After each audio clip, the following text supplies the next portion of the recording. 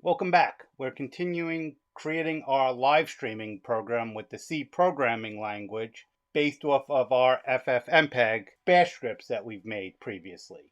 In the last video in this series, we used the fork function in C to create two separate processes.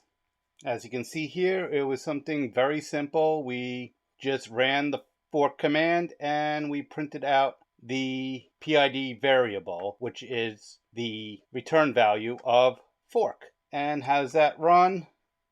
It runs inconsistently, as you can see. Sometimes the parent ends first, sometimes the child ends first, and so you don't get a prompt at the same time. And we are going to work on correcting that and also executing the code that we need to execute, which is based on this execute.h module that we've been working on previously, where we're taking all the variables and we're creating this exec string, and eventually we're going to be running it with exec, or execl to be more precise. So let's take a look at that code. So we take a look at this exec.c file that we're just playing around with. And right now we are doing the same thing. We're running fork and having the return go into this PID variable. And then we are checking to see what the value of that variable is. If it's 0, that means it's the child process from the fork. If it's not 0, then it returned what the child's PID is.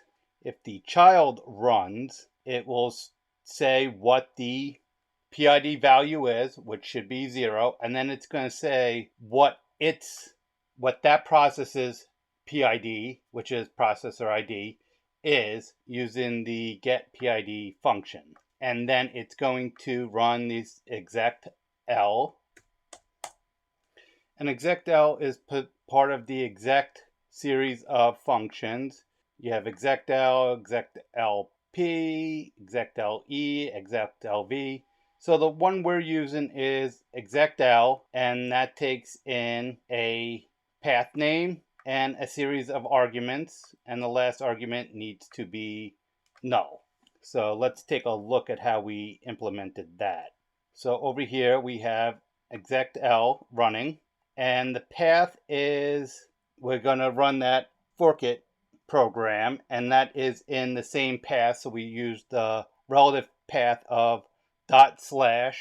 I have seen where it says to use the absolute path, but a relative path is working, so that's how I'm leaving it, but I'm not sure if that's part of how the C standard works with it, or it's just this implementation with this compiler. And then the first command is the program we're running, which command 0 is, or argument 0 is the command name, so it's forkit, and we're not passing any other arguments to it.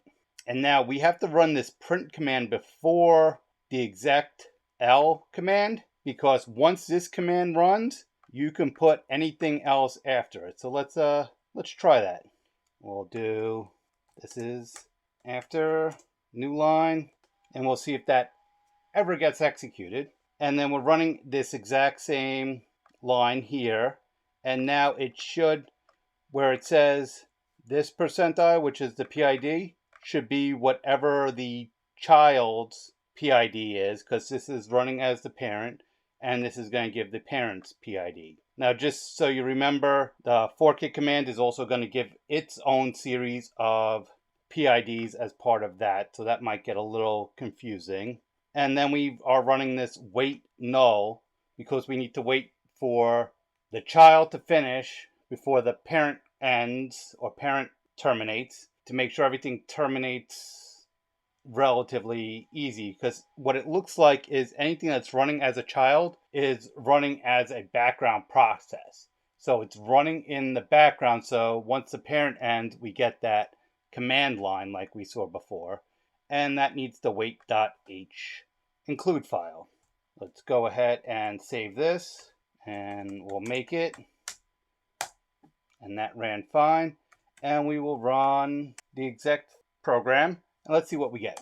So as you can see here, you get the PID value of 9271, but that is the child process. The parent process is 2271. Over here where the child runs, you get 9272, which is that same number over here where it gives you what the child process is. And then when exec runs, you get 9273, which is that child's process from the forkit command, and that also prints a 0 because that's what it prints.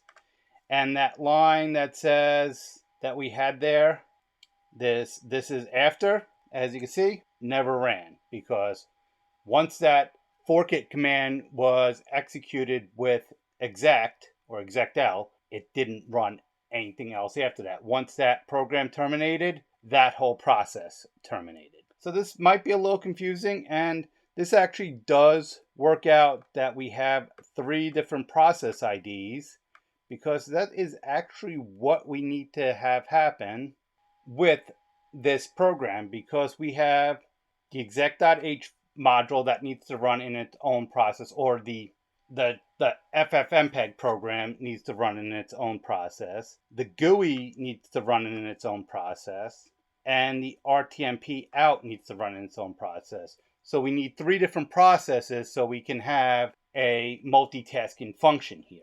So each of these is being run in its own process ID.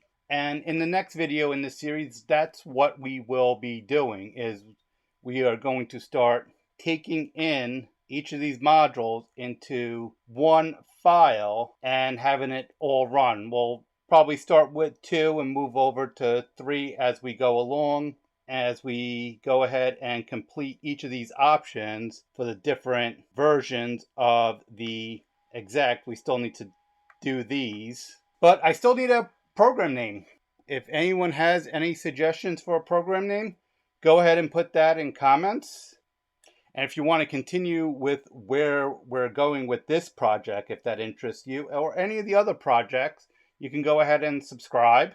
And if you haven't seen all the videos in this series so far, the playlist is on your screen, so you can click on that, or the video that YouTube thinks you should watch next. But thank you for watching this video. You have a great day.